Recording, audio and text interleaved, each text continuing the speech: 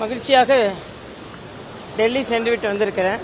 நாளை மறுதினம் அந்தமான் பாஜக தலைவரை தேர்ந்தெடுக்க செல்ல வேண்டும். தமிழகத்தில் மிக கவலையான சில நிகழ்வுகள்லாம் நடந்து கொண்டிருக்கிறது. ஏற்கனவே நான் செல்லும் போதே சொல்லிட்டு போனேன், மக்கள் எல்லாம் போராடி கொண்டிருக்கிறார்கள், சாலைகள் எல்லாம் குண்டும் குழியுமாக இருக்கிறது, மருத்துவமனைகளில் மருத்துவர்கள் இல்லை. ஆனா அண்ணன் ஸ்டாலின் ஒரு பதிவு போட்டு வரும்போது தான் பார்த்தேன், நாளும் இந்தி மொழி திணிப்பு, கீழடியில் தமிழர் தொன்மை மறைப்பு, இப்படி ஒன்று போட்டிருக்காரு.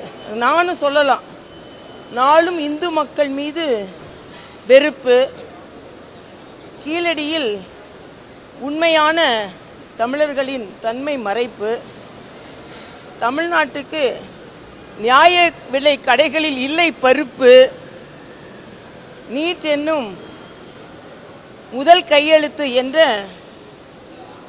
போலியான